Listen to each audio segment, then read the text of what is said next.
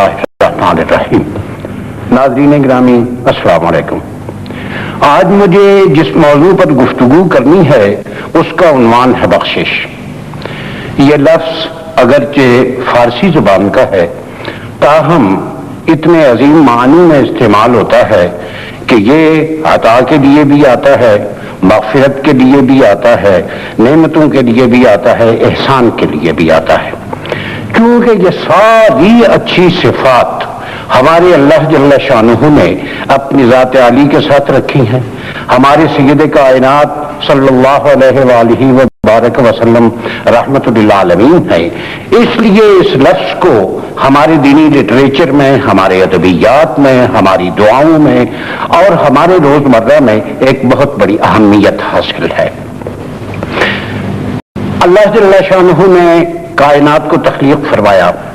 और इतनी अजीम और इतनी वसी और इतनी मुतनव्वे कायनात कि शायद उसका इहाता करते करते इल्म की इंतहाएं हो जाएं, लेकिन कायनात की हदों को छुआ न जा सके।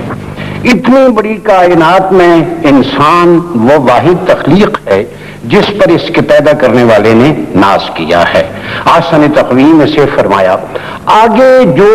रब्त जान और जो ताल्लुक़ खातिर उस खालिक़ ला यज़ाल और इंसान के दरमियान है, वो ताल्लुक़ है रहम और रहमत और बख्शिश का।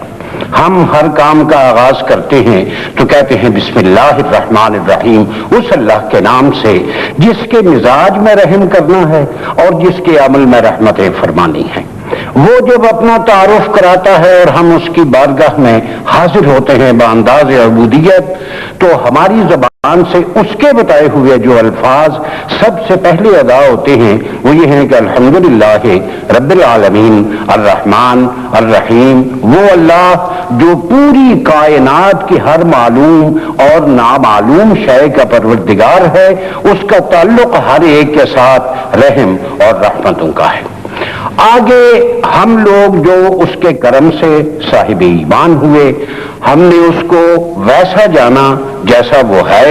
हमने अपनी तमाम तर नजरियात, अपने आमाल को उसकी बारगाह में सर्वसुजूद होकर उसकी बात को मानने का ऐलान किया, यानी हम साहिब ईमान हुए, हम मोमिन हुए, हम मुस्लिम हुए। तो हमारे सय्यद कायनात सल्लल्लाहु अलैहि वबारक वसल्लम को जिनकी निस्बत से हम अल्लाह ताला के बंदे करार पाए, उनकी जात को अल्लाह जल्ल शानुहु ने जो सबसे बड़ा खिताब कायनात के हवाले से अता फरमाया वो रहमतुल लिल आलमीन है, वो रब्बुल आलमीन है, हुजूर अकरम सल्लल्लाहु अलैहि वसल्लम रहमतुल लिल आलमीन है। अब इंसान है, इंसान का मिजाज इस नौइयत का है कि वो अपने बस में नहीं है। कुरान मजीद में इस मौजू पर हमें किस तमतराक के साथ खैर और बरकत और युम्न और बख्शिश की जानिब तवज्जो दिलाई। इरशाद फरमाया, इज़ा जाअकल लज़ीना युमिनून बिआयातिना फ़क़ुल सलामुन अलैकुम कतब रब्बुकुम अला नफ्सिहिर रहमा। ऐ रहमत तमाम सल्लल्लाहु अलैहि वसल्लम, जब वो लोग आपकी बारगाह में हाजिर हों जो हमारी आयात पर ईमान रखते हों, तो आप अपनी ज़बान रहमत से उन्हें ये इरशाद, आलम गर्द पेश उसने तुम्हारे लिए तख्लीक फरमाया है, उसने रहमत को तो अपनी जान पर लिख रखा है। फिर इरशाद फरमाया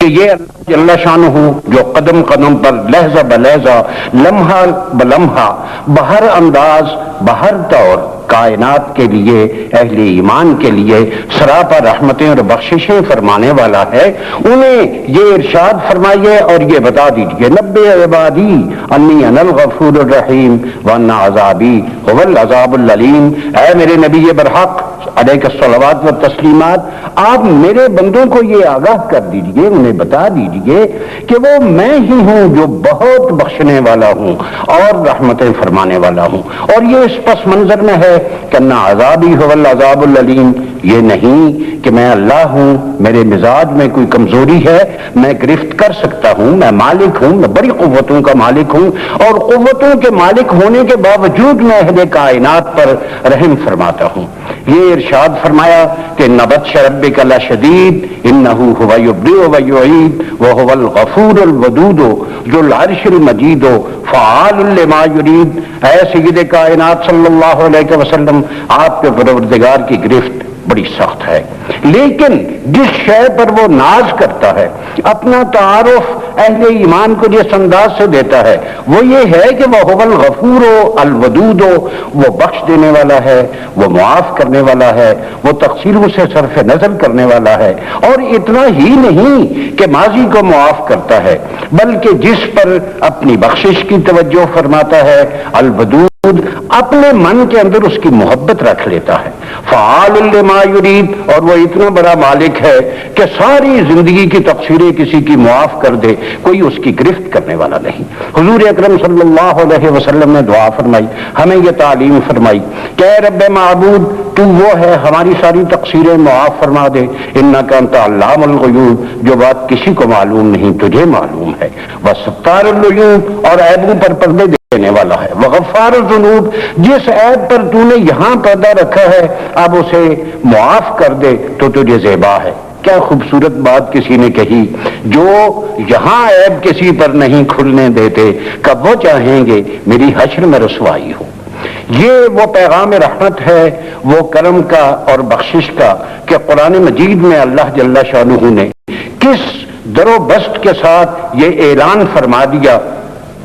کہ قل یا عبادی الذین اسرفوا علی انفسہم، یا رسول اللہ صلی اللہ علیہ وسلم آپ ارشاد فرمائیے کہ اے وہ بندو جنہوں نے اپنے آپ پر زیادتیاں کی ہیں، لا تقنطوا من رحمت اللہ، اللہ کی رحمت سے کبھی مایوس نہ ہونا، انہ یغفر الذنوب جميعا، وہ مالک، وہ فضل فرما وہ ہے کہ وہ گناہوں کو معاف کرنے والا ہے، تقصیروں کو بخشنے والا ہے، عطائیں فرمانے والا ہے، نعمتیں دینے والا ہے، احسانات سے نوازنے والا ہے۔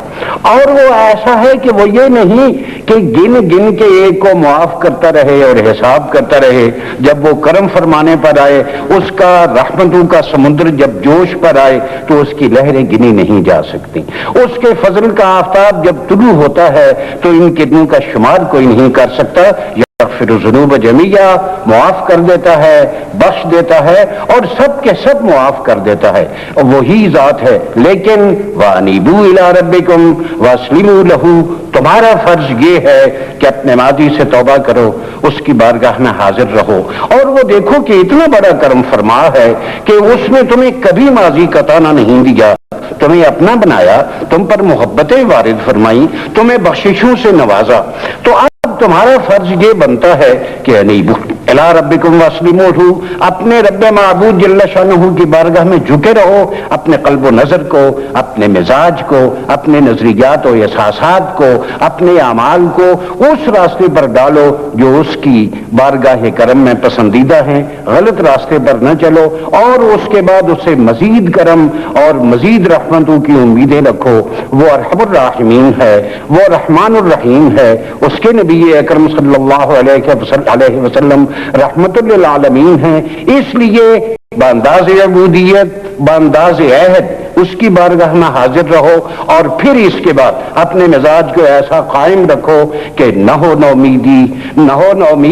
نومیدی زوال علم و عرفاں ہے۔ اللہ تبارک و تعالی ہم پر اپنی رحمتیں ہمیشہ قائم رکھے، اور ہمیں اس راستے پر مقیم اور استقامت کے ساتھ رکھے جس راستے پر اس کی رحمتیں، اس کے فضل و احسان قدم قدم پر بکھرے رہتے ہیں۔ اللہ تعالی ہم پر ہمیشہ انفرادی اور اجتماعی کرم فرمائے، آمین۔